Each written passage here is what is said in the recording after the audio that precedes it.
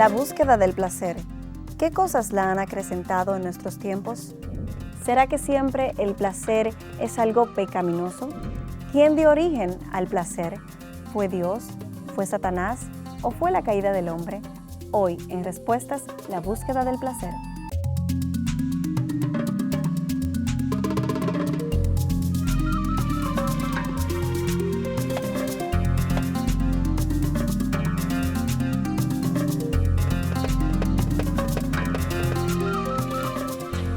Les damos la cordial bienvenida a cada uno de ustedes. Gracias por sintonizarnos. En el día de hoy continuamos desarrollando nuestra serie Destruyendo los ídolos del corazón. ¿Cómo estás, Miguel? Muy bien, Elaine. Yo creo que ciertamente esta serie le está hablando a mucha gente porque si hay algo que sabemos es que somos una generación idólatra de muchos de esos ídolos y queremos ayudarle a esta generación a identificarlos y a destruirlos, como hemos venido diciendo a lo largo de estos programas. Así es, la semana pasada estuvimos hablando acerca de uno de los grandes ídolos de esta generación, que es precisamente el dinero. Y esta semana hemos querido entonces traer otro de estos grandes ídolos, tanto del siglo XX como del siglo XXI, que es el placer. Y dentro de lo que es el placer, pues obviamente estaremos abarcando lo que es el placer sexual.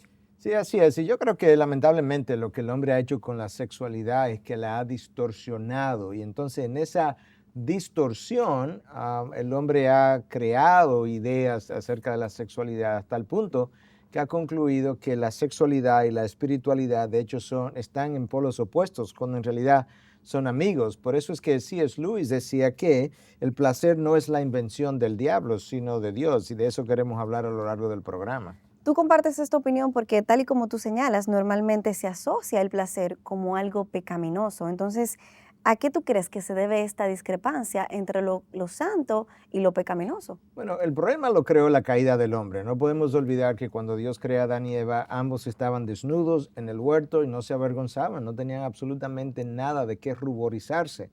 Una vez ellos caen, inmediatamente comienzan a experimentar la experiencia de vergüenza por primera vez, de temor, y ahí es donde comienzan los problemas.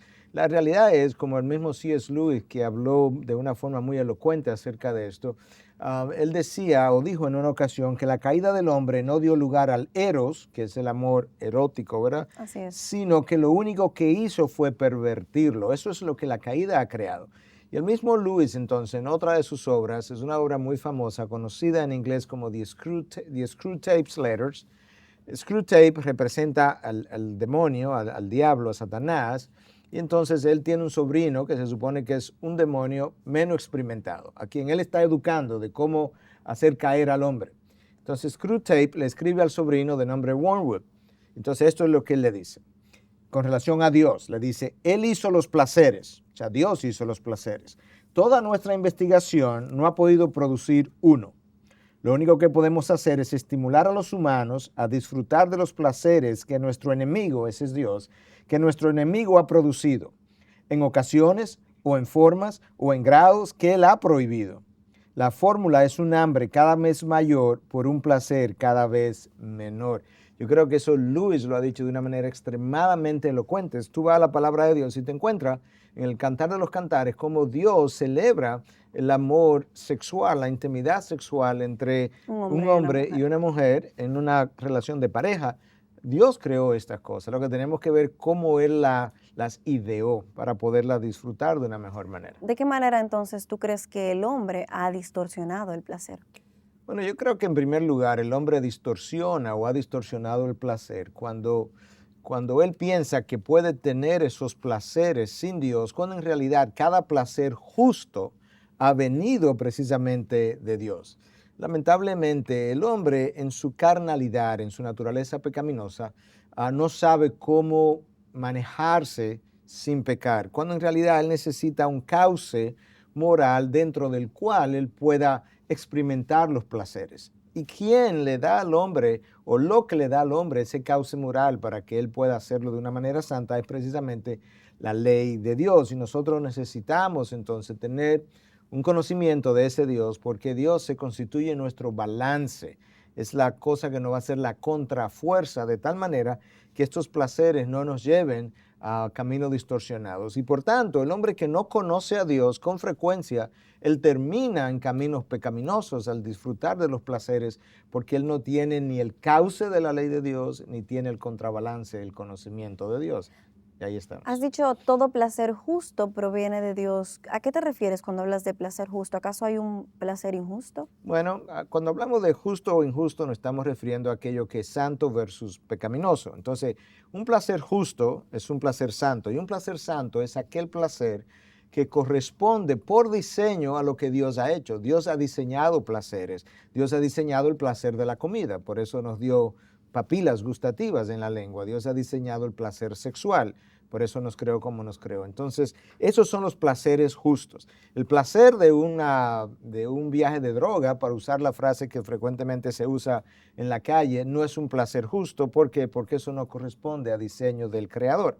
Entonces, a eso nos referimos cuando hablamos que cada placer justo proviene realmente de nuestro Creador. ¿Tú no crees, Miguel, que parte del problema radica en que muchos han hecho del placer su meta número uno, su fin número uno, y ahora su única meta es conseguir este placer, sin importar lo que cueste o lo que venga? Claro, cuando tú tienes al placer como una meta, tú estás hablando de un individuo que tiene una inversión de valores. Por ejemplo, si nosotros hacemos del placer de la comida la meta, nosotros probablemente terminemos en glotonería. En realidad, la meta al comer es nutrirte, que tú puedas tener una dieta balanceada para tener cuerpos sanos. Dios, en su bondad, entonces, en vez de darte una lengua como la de la vaca, por ejemplo, que no, la hierba le sabe a lo mismo y la come y la come y la come y no le importa, nunca se cansa, te dio papilas gustativas, de manera que cuando tú fueras a llenar la meta de tu nutrición, pudieras al mismo tiempo Disfrutar de disfrutar la comida. de la comida y de su creación diversa. Si piensas en el sexo, es la misma cosa. Si tú haces del sexo una meta, entonces te va a lanzar detrás de la búsqueda desenfrenada, lo va a idolatrar, porque eso es como va a terminar adorándolo. Pero si tú miras el sexo del punto de vista de Dios, como algo que Dios le proveyó al hombre para nutrir su relación, para experimentar intimidad con su cónyuge, para poder fortalecer sus lazos de unión, de intimidad entre la pareja, entonces ya el sexo adquiere otra connotación y tú comienzas a verlo desde otro ángulo y de otra manera con otras consecuencias. Un placer disfrutado en exceso se convierte en un pecado. ¿Y que dónde estaba entonces esa línea que dividía lo que es el disfrute del placer que agrada a Dios y lo que raya en lo pecaminoso? Bueno, mira, hay muchas cosas que hay que decir para responder esa pregunta, pero recuerda que en el programa anterior, creo, en uno de los anteriores, dijimos que Juan Calvino había hecho la observación de que muchas veces el problema no es que desees algo, sino que tú deseas eso demasiado. Entonces, cuando lo deseas demasiado, lo conviertes en un ídolo y entonces tú comienzas a adorar eso y eso se convierte en una meta para tu vida. Nosotros necesitamos recordatorios continuamente de que nosotros tenemos que guardar un límite, que hay un estándar, que hay un Dios a quien rendirle cuenta, y esos recordatorios nos sirven para mantenernos no solamente dentro de los límites, sino para evitar cosechar consecuencias.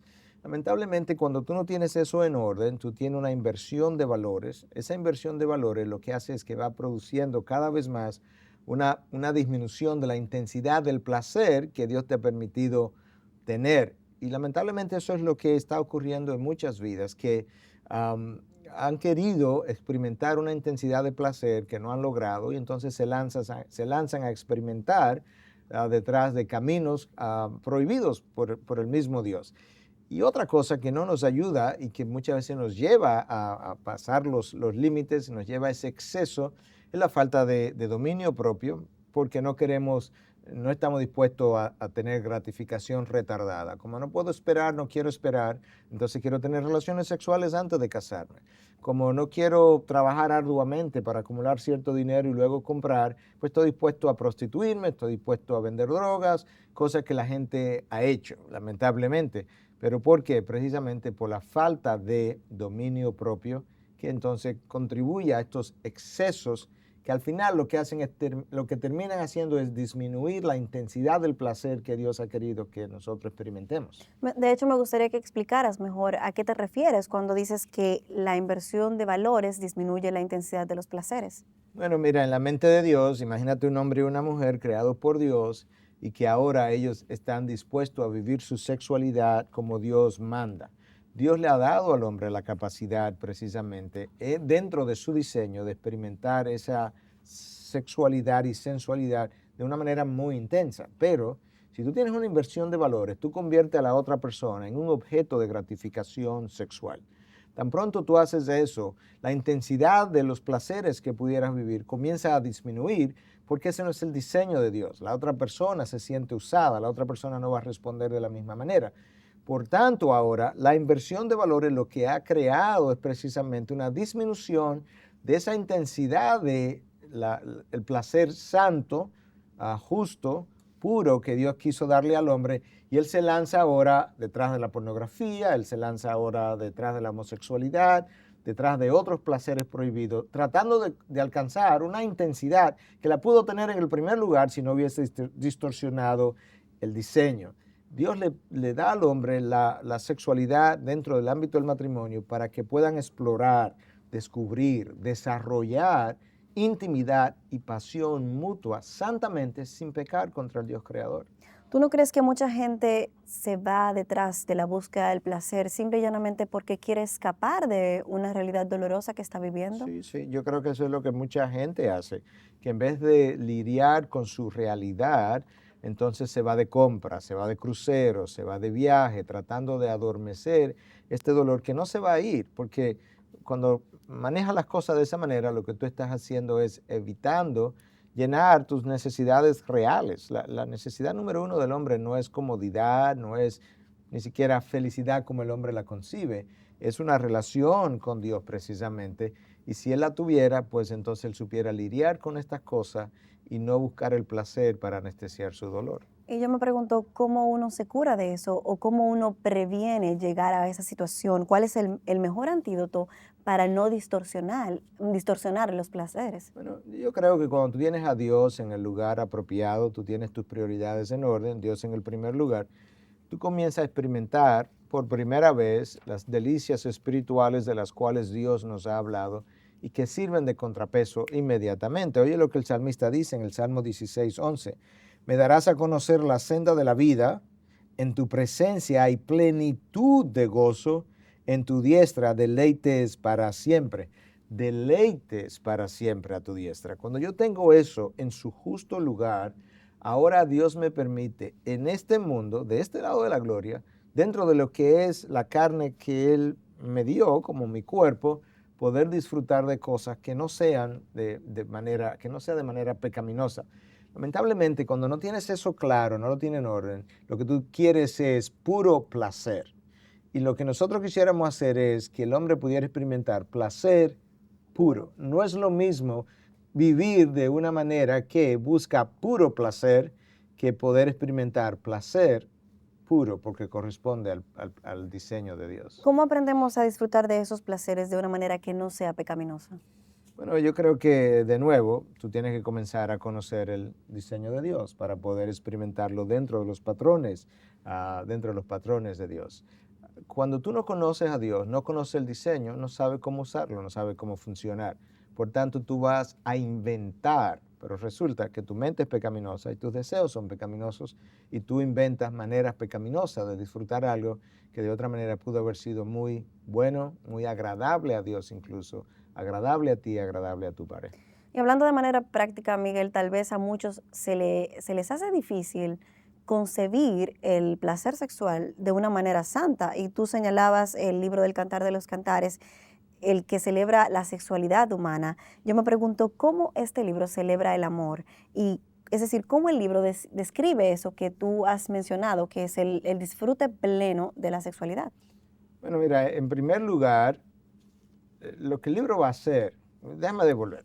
Se supone que el libro es, muchos piensan que es la celebración del amor de Salomón con la Sulamita, de quien él se enamora apasionadamente. Entonces, dentro de ese contexto, tú encuentras en este libro sensualidad, dentro de este libro de la Biblia, pero sin libertinaje. Tú encuentras pasión, pero sin promiscuidad. Tú encuentras amor, pero sin lujuria. Entonces, esa Todo celebración esto dentro de la Biblia, porque parecería como increíble, o sea, sexualidad dentro de la Biblia. dentro de la Biblia, sensualidad, pasión, pero todo eso sin lujuria, porque la lujuria lo que hace es que devora al otro. Bueno, la gente no se imagina, como tú dices, que dentro de la Biblia santa pudiera haber algo acerca de la sexualidad de manera pasional. Claro que lo hay, porque Dios fue quien inventó esos placeres, pero Dios quiso darle un marco de referencia.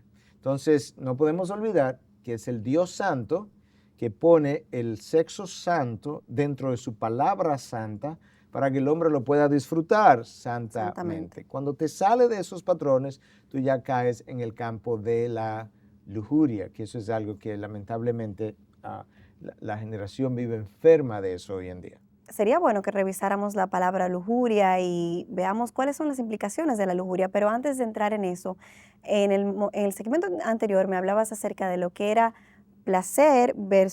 puro placer versus placer puro. Y me Así gustaría es. aclarar un poco el concepto por si quedó alguna duda. Bueno, mira cuál es la diferencia. Yo creo que este ejemplo lo puede ilustrar muy bien. Alguien de mi iglesia me comentaba el otro día y me dice, mira, una de las cosas que a mí me produce mucha satisfacción y placer es ir de pesca. Y normalmente la pesca me gusta de noche. Entonces, antes de yo tener un encuentro con Dios, yo me iba de pesca con 3, 4 amigos. ¿Y qué hacíamos? Nos íbamos a beber toda la noche, a hablar de cosas que no debíamos estar hablando y demás.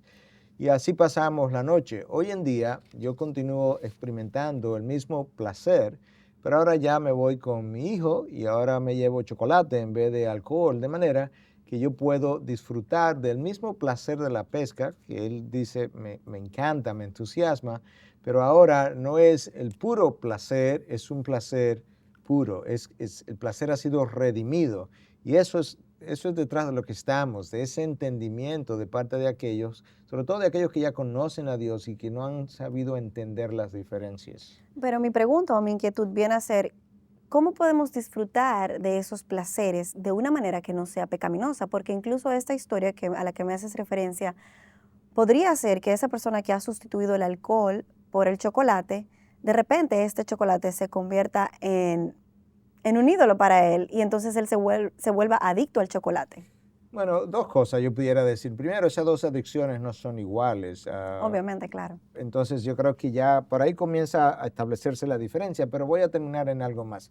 Obviamente el alcohol es algo que es dañino al hígado incluso, capaz de producir cirrosis, es algo que altera la conducta, que el chocolate, por ejemplo, no haría. Es algo que me puede llevar a conductas violentas en ocasiones o pecaminosas en otras ocasiones, me altera el control Tu cuando estoy control, exacto. manejando. El alcohol afecta incluso a otras personas y mi Así relación con es. otras personas. El chocolate es algo distinto. Ahora, obviamente, también si yo he aprendido a lo que es a la diferencia entre puro placer versus placer puro, el placer puro, para yo poderlo disfrutar puramente, que es lo que estamos hablando, requiere de dominio propio, que es un fruto del Espíritu de Dios. Ese dominio propio entonces debe ser suficiente también para impedirme que yo convierta el chocolate o cualquier otra cosa Así es. en una adicción. De manera que, de nuevo, esto no sea una glotonería, que también constituiría otro tipo de pecado, sino que sea un consumo sopesado de algo que debe producirme placer, pero tampoco debe llevarme a los excesos de que hablamos anteriormente. Así es, esta falta de dominio propio entonces es lo que te lleva a de disfrutar del sexo de una manera pura a lo que es entonces caer en algo Así pecaminoso. es. Entonces vamos a hacer algo, revisemos lo que es la palabra lujuria, Miguel, porque como el programa se trata de placer y del placer sexual hemos estado hablando y ya tú has hecho referencia a esta palabra lujuria, entonces quise hacer la investigación y traer algunas definiciones para que las compartamos. Dice que se llama lujuria y que viene del latín luxuria, a la cual se traduce por exceso, a un deseo sexual desordenado e incontrolable. Y la Real Academia de la Lengua Española define la lujuria como vicio consistente en el uso ilícito o en el apetito desordenado de los deleites carnales. ¿Estás de acuerdo con esta definición o Sí, tienes una que sea propia? bueno, yo creo que lo que puedo agregar es similar, pero quizás ayuda a ampliar el entendimiento de lo que es. Yo creo que lujuria es pasión sin control. Yo creo que es pasión sin principios morales. Es pasión egoísta. Yo creo que es algo abusivo, convierte al otro en un objeto de gratificación sexual. Es básicamente, bueno, Dios nos dio la habilidad de experimentar pasión, pero con control y para el uso exclusivo del hombre con su esposa y viceversa. Ah, yo creo que la lujuria es el resultado de ser humano, pero viviendo de espalda a Dios, porque Dios es ese contrapeso de que veníamos hablando anteriormente, que nos puede ayudar precisamente a tener las cosas en su justa dimensión. Es esta generación posmodernista, lamentablemente, que insiste en que no hay nada bueno o malo, moral o inmoral, la que convierte entonces a la lujuria en algo permisivo, en algo posible, porque eso tampoco es necesariamente inmoral. Y ahí estamos. Y lo que me llama la atención es que la Biblia, cuando se refiere a lujuria, es aún más radical, porque habla de que la lujuria se inicia en nuestro pensamiento, Miguel. En Mateo 5:28, Jesús habló de esta lujuria al referirse a que el solo hecho de mirar a una mujer para codiciarla ya era considerado adulterio, es decir, no había que llegar a la práctica, solamente el haber mirado a una mujer para codiciarla, esa persona cometía adulterio en su corazón con esa mujer. Así es, mira, hasta ese momento, ¿qué era lo que ocurría? El entendimiento del pueblo judío, basado en los 10 mandamientos, el séptimo mandamiento de la ley de Dios dice, no adulterarás. Entonces, ellos entendían eso tal cual la letra lo especifica. Entonces, para ellos, solamente adulterio implicaba el consumar eso físicamente. Físicamente. Entonces, esa es la letra de la ley. Cristo viene y nos ayuda, sobre todo en el Sermón del Monte, a entender el espíritu de la ley que va más allá de la letra de la ley. La letra, recuerda, es la consumación física del pecado. El espíritu de la ley tiene que ver con las motivaciones y las intenciones que estaban detrás y que precedieron a mi acto de pecado. Claro. Por eso hablamos que tú no eres mentiroso porque mientes, tú mientes porque primeramente eras mentiroso. Si lo piensas entonces en términos de la lujuria y el sexo, el placer, pues obviamente tú no eres adúltero porque tú llevaste el acto sexual al plano de lo físico, lo consumaste. No, no, no. Anteriormente tú eras adúltero y por eso entonces fornicaste. La intención, el deseo, la lujuria, la pasión precedió y la falta de control precedieron la consumación del acto. Y por eso Cristo dice, basta con que la codicies para que hayas cometido adulterio en tu corazón. Pero probablemente muchos se preguntarán, ¿cómo puede convertirse un pensamiento en pecado de adulterio cuando ni siquiera este pensamiento se ha llevado a la práctica? Bueno, es que recuerda, el pecado no es algo simplemente que yo hago. El pecado es algo que yo soy. Y como lo soy, por eso termino haciendo lo que hago. Esas pasiones están dentro de nosotros, combaten dentro de nosotros, son las que nos seducen entonces a la consumación, pero hay pecado antes de consumarlo. Mira cómo Santiago lo dice en el capítulo 1, versículos 14 y 15, sino que cada uno es tentado cuando es llevado y seducido por su propia pasión. Después, cuando la pasión ha concebido, da a luz el pecado, y cuando el pecado es consumado, engendra la muerte. Santiago me está tratando de decir, cuando tú peques, no le digas a nadie que tú me llevaste a pecar, tú eres el culpable, Satanás es el culpable, como se acostumbra tanto hoy. No, la otra persona me puede tentar, Satanás me puede tentar, pero solamente yo puedo pecar y solamente yo soy responsable de mis actos. Por tanto, la palabra de Dios insiste que cuando tú eres seducido hasta pecar, lo que te ha arrastrado hasta ahí ha sido tu propia pasión y que tú tienes que apropiarte de eso. Has hecho referencia a la generación posmodernista en la que vivimos hoy en día y sabemos que todo esto que estamos hablando no es algo nuevo, pero ¿a qué atribuyes tú la proliferación desenfrenada de estos placeres sexuales en nuestros días? Yo creo que es multifactorial. Por un lado, tú tienes una proliferación de la sensualidad en pantallas de televisión, en vallas comerciales. Tú vas manejando y tú ves toda la sensualidad en las vallas, en la computadora. Todo eso va nutriendo, alimentando este deseo morboso que el hombre ya de por sí viene con él. Eso por un lado. Por otro lado, tú tienes otro problema. Tú tienes hogares donde los padres no están criando a sus hijos, ni hijos de 2, 3, 4, 5, 6, 7, 8, 9, 10 años. Esos niños están siendo expuestos cada vez más a una edad cada vez más temprana a esta estimulación sexual sin supervisión parental. Bueno, ¿qué es lo que ocurre cuando tú vas a Disney World? Está allá en ese parque de diversión, ya el columpio de aquí no te hace ninguna gracia. ¿Por qué? Porque he experimentado algo mucho mayor. Esos niños han experimentado cosas en televisión, en computadora, a edad temprana, cosas que ellos quisieran luego vivir. Esos son algunos factores, pero tiene otro factor importante, y es que hoy nosotros hemos perdido tanto el sentido común que nosotros ni siquiera entendemos lo que es realmente la libertad de expresión y creemos que libertad de expresión es la habilidad de tú poder decir lo que tú quieras independientemente de quién pudiera ser Y afectado. en el momento que tú En el quieras, momento que tú de la quieras, forma que tú de la quieras. forma que quieras. Eso no, eso es libertinaje. Libertad de expresión, si tenemos sentido común, obviamente tengo que invocar el sentido común. Si tenemos sentido común, entonces debe implicar otra cosa. Debe ser, por un lado, la habilidad que yo tengo, el derecho que yo tengo de expresar la verdad, porque la verdad es la verdad, de una manera entonces respetuosa y garantizando también que tú no me lo prohíbas a mí, pero te lo permitas a ti hacerlo, por ejemplo. Libertad de expresión debe ser la habilidad que yo tengo de poder hablar acerca del gobierno de turno sin que yo sea reprimido, como ha ocurrido en otros países. Libertad de expresión debe ser la libertad que yo tengo de decir las cosas que no van a destruir la sociedad, que no van a dañar la sociedad. Porque cuando yo te doy esa otra libertad de expresión, ya eso es libertinaje que termina haciéndonos daños a todos. Entonces, cuando pensamos en la lujuria, que es el tema, la búsqueda del placer, una de las cosas que hemos venido discutiendo, tú tienes una gran diferencia ahora, porque tú ves que el amor lo que hace es nutrir, la lujuria lo que hace es devorar. Eso es la realidad. Y esa lujuria esclaviza al lujurioso, lo esclaviza a sus propias pasiones y él termina entonces cosechando grandes consecuencias.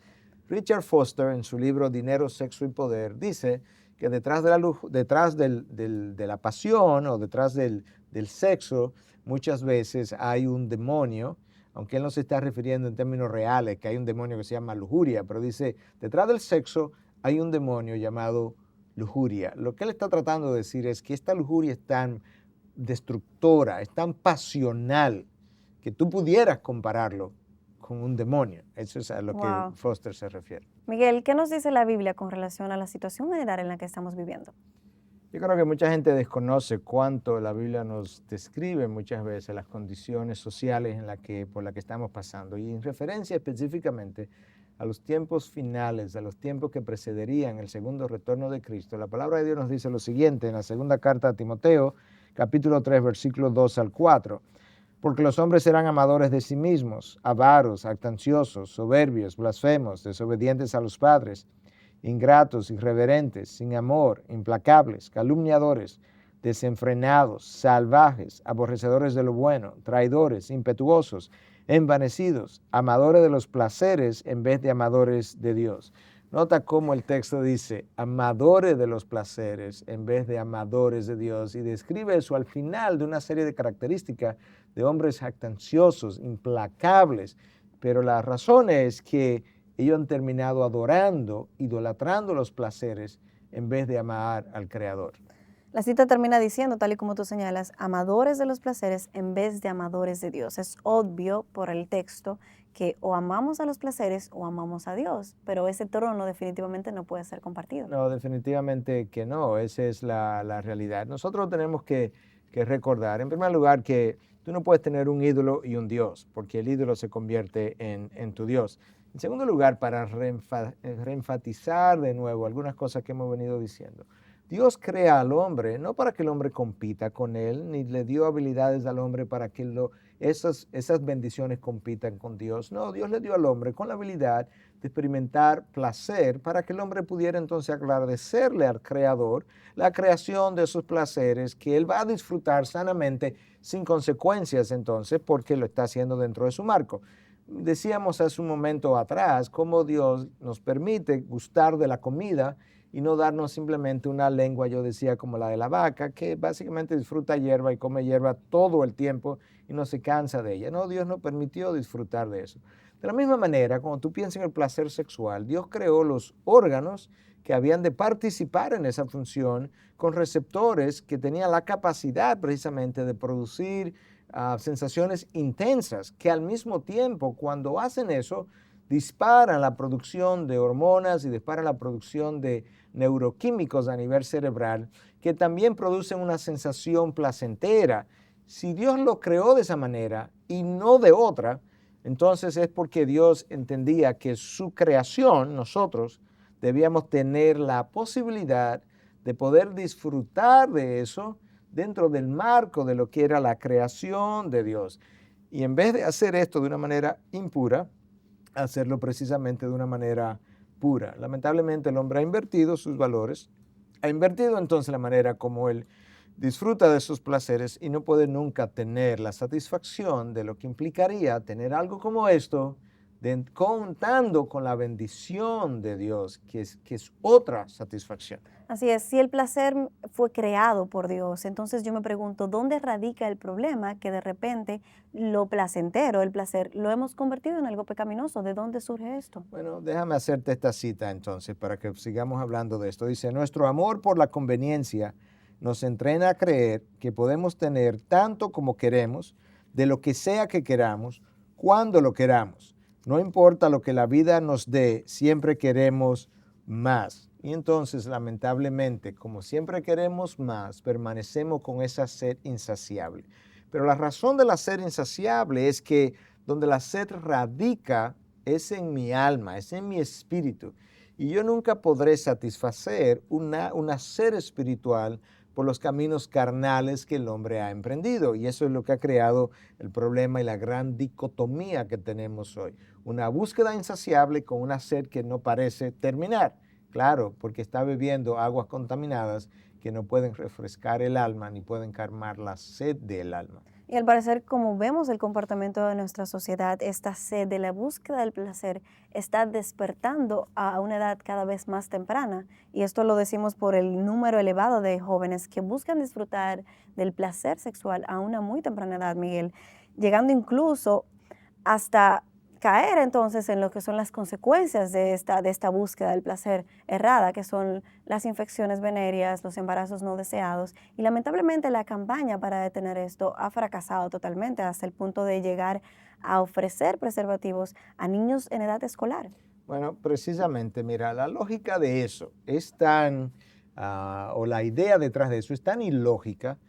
Oye, porque no podemos controlar algo, aparentemente, entonces ahora lo que vamos a hacer es hacerlo permisivo. Entonces, eso implicaría que como tampoco podemos controlar las drogas, ahora vamos a comenzar a legalizar las drogas y a entregar las drogas precisamente porque como no las podemos controlar, pues que las tengan. Eso no es lógico, Elaine. ¿Cómo puedes gobernar una sociedad de esa manera? Y hablando de esto, Miguel, recientemente en nuestro país, un pastor propuso que sería preferible legalizar las drogas porque ya habían salido del control de las autoridades y que no se podía controlar tampoco a los narcotraficantes. Entonces vamos a legalizarla para que ya se acabe entonces la obsesión por adquirirlas ilegalmente. Mira, yo no creo que ese pastor, colega, pensó eso a través de la Biblia, lo pensó adecuadamente. Mira, y él es una persona respetada hasta el día de hoy por el país, por la nación, pero mira por qué esa lógica no puede ser llevada. De hecho, tú harías el país ingobernable si tú aplicas esa lógica.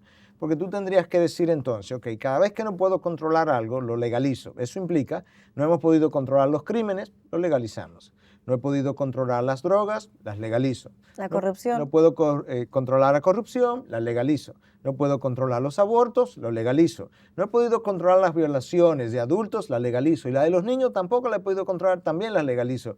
Tú vuelves al país ingobernable con esa lógica. Tú no puedes hacer eso. Tú tienes que legislar precisamente de una mejor manera y aplicar la legislación de una mejor manera, de tal manera que lo que hoy es incontrolable, tú lo puedas terminar controlando. Lo que es bueno o malo, moral o inmoral, no depende de lo pragmático, depende de los estándares de Dios y nosotros los pastores sabemos eso mejor aún.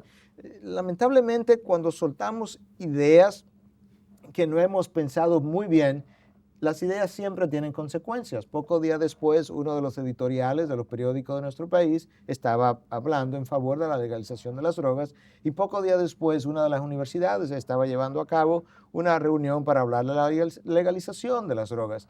Tenemos que pensar estas ideas y cuando nos equivocamos tenemos que estar dispuestos a recogerlas porque las ideas tienen consecuencias siempre. Y uno de los problemas es que una vez el daño está hecho, entonces nadie quiere salir a repararlo. Así es. Y ojalá que muchos de los que oyeron estas declaraciones puedan oír esta otra visión y que nosotros podamos comenzar a hacer las correcciones del lugar. El estándar de Dios no es pragmático, es un estándar absoluto y nuestra práctica o praxis tiene que ajustarse entonces a sus dictámenes y a sus leyes. Hace un momento hablábamos de los jóvenes, de cómo se están iniciando a edad muy temprana en esto de la búsqueda del placer sexual. Y hay una frase, ya ni siquiera es de nuestros días, es una frase antigua de si tú me amas, entonces, ¿por qué no tenemos relaciones? Y es algo que siempre se ha usado. Los jóvenes tratando de llegar a esa relación sexual seducen a sus novias diciéndole, si tú me amas, tú tienes que estar conmigo, eso es una prueba de amor, la famosa prueba de amor que siempre, Sí. siempre se pide. ¿Cómo podemos nosotros alertar a las jóvenes para que no caigan en ese tipo de manipulaciones? Bueno, mira, dos cosas. Yo creo que como bien tú dices, es algo ya está viejo, pero lo nuevo ahora es que ahora son las jóvenes las que están violentamente en ocasiones o Así es. abiertamente invitando a los jóvenes a tener este tipo de relaciones. Pero la realidad es que la persona que está tratando de seducirte porque quiere que tú comprendas que si realmente lo amas, tú entonces te irías a la cama con él. Esa persona tiene que entender que de amor ahí no hay absolutamente nada. Eso es pasión. Déjame leerte una carta o el texto de una carta que un pastor le escribe a una de las ovejas de su iglesia, a un joven, que se está escribiendo con el pastor y le dice entonces al pastor, yo amé, así se llama el libro en inglés, I loved a girl, yo amé a una muchacha. Entonces la manera como le amó fue teniendo estas relaciones y el pastor le escribe y le dice, una frase de tu carta me llamó la atención. Tú escribiste, yo amé a una muchacha. No, mi amigo, tú no amaste a esa muchacha, tú te acostaste con ella. Esas son dos cosas diferentes. Tú tuviste un encuentro sexual, pero lo que el amor es, tú no lo experimentaste. Es cierto que tú puedes decirle a una muchacha te amo, pero con eso lo que quisiste decir es algo como esto, yo quiero algo, no a ti, sino algo de ti. No tengo tiempo para esperar, yo lo quiero inmediatamente. Esto es lo opuesto del amor, porque el amor quiere dar. El amor procura hacer a la otra persona feliz, no a mí mismo. Déjame decirte lo que debiera significar cuando alguien le dice a la otra persona, te amo. Te daré todo y estoy dispuesto a renunciar a todo por ti, a mí mismo y todo lo que poseo. Esperaré por ti, nunca te forzaré, ni siquiera de palabras. Te protegeré, te cuidaré de todo mal. Eso es lo que el amor verdadero debe implicar para el otro, pero no lo fue en este caso. Y esto viola el estándar de Dios. No solamente la fornicación en sí, sino la búsqueda desenfrenada de los placeres. Sí, lo viola, ¿verdad? Y no solamente que lo viola, sino es que no deja al hombre sin consecuencias. Nosotros tenemos que recordar que cada violación del estándar de Dios, en primer lugar, cada estándar, cada límite que Dios puso, lo puso ahí como protección. No es simplemente porque Dios no quiere que el hombre disfrute de placeres. No. Está ahí para proteger al hombre. Entonces, cada violación le acarrea consecuencias. Y ahora tú tienes 20, 30 enfermedades venéreas distintas, producto de esta promiscuidad con la que nosotros vivimos, algunas de las cuales son capaces de producir cáncer del cervix, cáncer del ano en el caso de los homosexuales. Tú tienes niñas de 13, 14, 15 años embarazándose, abandonadas por sus novios, obviamente, porque son niños que ahora no se pueden hacer responsables, y niños creciendo entonces en hogares monoparentales con madres de 13, 14, 15 y 16 años que no pueden tener la madurez para criarlos, y todas las consecuencias que eso acarrea, toda la inestabilidad familiar, toda la inestabilidad social que eso provee.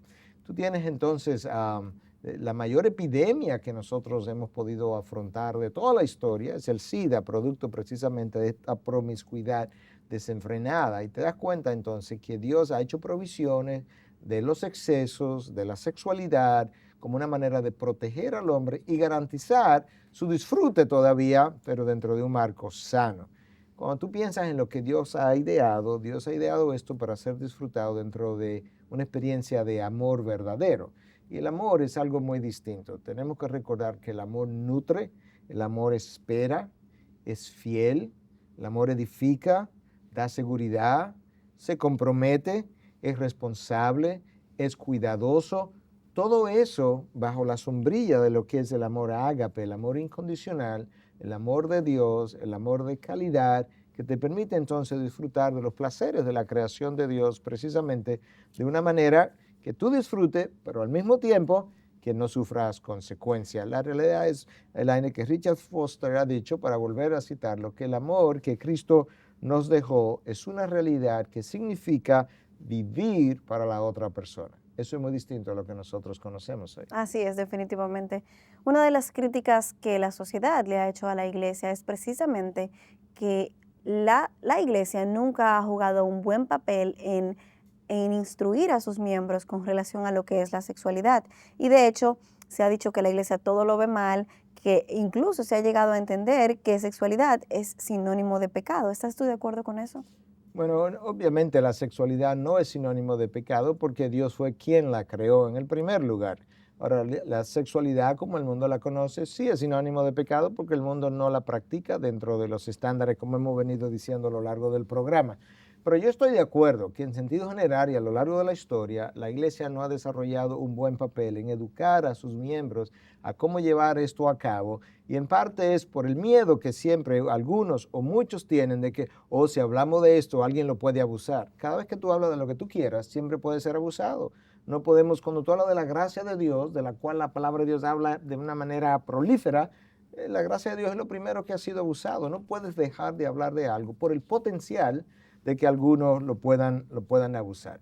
En la historia de la iglesia tú tienes teólogos que hablaban de que el Espíritu Santo dejaba la habitación en el momento de una relación sexual. Imagínate hasta dónde hemos llegado. Tú tienes a alguien tan brillante como Agustín, considerado el teólogo más influyente, sin lugar a duda, los primeros 1000 años de la iglesia, y para algunos el teólogo más influyente de toda la historia, que vino de un trasfondo promiscuo y entonces adquirió un concepto de la sexualidad errada. Y decía que había una vergüenza que se experimentaba con cada coito. Por Dios, eso lo dice él en su libro La ciudad de Dios, y que una relación sexual que no fuera tenida para engendrar hijos era pecaminosa. Y todavía tenemos extremos mayores. Tú tienes a este señor de nombre Yves Chartres, que hablaba de los años 1000, 1100, que hablaba precisamente de que las parejas debían evitar tener relaciones sexuales. Escucha esto: los jueves en honor al ascenso de Cristo al cielo, los viernes en vista de la crucifixión de Cristo en un día viernes, los sábados en respeto a la Virgen María, los domingos en vista de que era el día del Señor y la resurrección de Cristo, y los lunes por respeto a los fieles difuntos. ¿Qué prohibiciones tan extrañas y tan antibíblicas son estas? ¿De dónde sacamos estas cosas tan extrañas? De ahí entonces que el mundo no tenga una idea correcta de cómo la sexualidad debe ser llevada a cabo, porque la misma iglesia a lo largo de la historia ha fallado en muchos casos en presentar cuál es la forma adecuada de hacer esto. Definitivamente. Miguel, ¿qué cosas en la vida de una persona puede contribuir a evitar esta búsqueda desenfrenada de los placeres? Bueno, mira, rápidamente, quizás te lo puedo resumir, darte pinceladas. Temor de Dios, definitivamente es tu primer freno, la reverencia, el respeto que le tiene a Dios. En segundo lugar, el respeto por lo que es la dignidad humana, que el otro no es un objeto de gratificación sexual. En tercer lugar, un sentido de responsabilidad hacia Dios, mi creador, hacia los demás, a quien debo proteger. En cuarto lugar, un sentido de agradecimiento. Si yo le agradezco a Dios y le agradezco a mi pareja, entonces el ser mi pareja y el amor que me brinda, entonces yo voy a tener respeto y cultivar una vida de integridad. Yo creo que esas cosas nos sirven de parámetros para frenarnos en muchos casos. En tu experiencia, de modo de unas palabras finales, ¿cómo aconsejarías tú entonces a hablar de la sexualidad dentro de la iglesia, hablar con libertad de este tema, pero santamente? Yo creo que nosotros tenemos que ver la sexualidad dentro del marco de enseñanza de todo lo demás que la iglesia trata de comunicar a sus miembros. No podemos hacer de la sexualidad como un renglón separado, como si esto fuera algo que, bueno, preferiríamos no hablar de esto, pero ya que hay que hablar, pues entonces vamos a traerlo. No, vamos a hablar de esto de la misma manera que nosotros hablamos de la necesidad de leer la palabra, la De necesidad la de búsqueda de la la voluntad de búsqueda de la Dios. voluntad de Dios dentro del marco de educar los hijos, cómo criarlos, cómo amar tu pareja. Este otro tema más que corresponde a mi vida discipular. Se lo enseño a los niños tempranamente a su edad, de acuerdo a lo que ellos pudieran entender y asimilar. Le enseño a los jóvenes, a los adolescentes, entonces, cómo tener noviazgos responsables, cuidando de su sexualidad, y también a aquellos que ya pasan a la universidad, aquellos que se gradúan y todavía están solteros, de cómo tú puedes cultivar una vida de soltero, una soltería santa, cómo tú puedes llenar necesidades humanas necesarias en el ámbito de lo que es la amistad sana, la necesidad de desarrollar dominio propio, no solamente, que este es el problema. Hoy le vamos a hablar del dominio propio para que puedan soportar las tentaciones. No, esa no es la manera de enseñar sexualidad. Hoy vamos a hablar de dominio propio, de tal manera que tú puedas tener una vida responsable. Porque si no tienes dominio propio, alguien te va a gobernar, que puede ser otro que te va a tiranizar, pueden ser tus pasiones, pero alguien te va a gobernar. ¿Qué prefieres? ¿Gobernarte tú mismo o que otro te gobierne? Esa es la idea detrás del desarrollo del dominio propio. Pero no podemos singularizar la actividad sexual como algo que pertenece a otro mundo, a otro planeta, a otra dimensión. No, esto es parte de la vida humana. Y el dominio propio que necesito para leer la palabra todos los días es el dominio propio que me sirve para yo decirle que no a mis tentaciones. Yo creo que cuando comencemos a ver eso y comencemos a ver el diseño de Dios y comencemos a entender, ¿sabes qué? Los receptores de los labios con toda su sensibilidad, me los creó Dios. Las papilas de la lengua me las dio Dios. Los receptores creados en los órganos que producen placer sexual, lo creó Dios. ¿De qué manera el mismo Dios creador y dador ha planteado que esto puede ser usado? Hablemos de eso de una manera santa, de una manera sana, abierta, y entonces comenzaremos a ver esto de una manera más apropiada, más balanceada. Miguel, muchísimas gracias por habernos acompañado en el día de hoy, como siempre, y por compartir con nosotros toda esta información. Gracias a ti, Elaine, y ojalá usted pueda seguir meditando acerca de estas verdades y recordar que el placer no es invención del diablo, es invención de Dios. Pero el Dios que lo inventó es el Dios que ha dado un estándar y es el Dios a quien tenemos que rendirle cuenta. Camine por sus caminos y usted recibirá sus bendiciones. Así es, muchísimas gracias por habernos acompañado en el día de hoy desde sus casas. Les invitamos a que visiten nuestra página en internet, la dirección integridadysabiduría.org. El programa que desarrollamos en el día de hoy, denominado La búsqueda del placer, es parte de nuestra serie Destruyendo los ídolos del corazón. Gracias por habernos acompañado y será hasta la próxima. Gracias por acceder a este recurso. Espero que haya sido de gran bendición para tu vida. Te sugiero que te suscribas a este canal de forma que tú puedas recibir notificación la próxima vez que hayamos subido un nuevo recurso que pueda servirte de instrucción y bendición.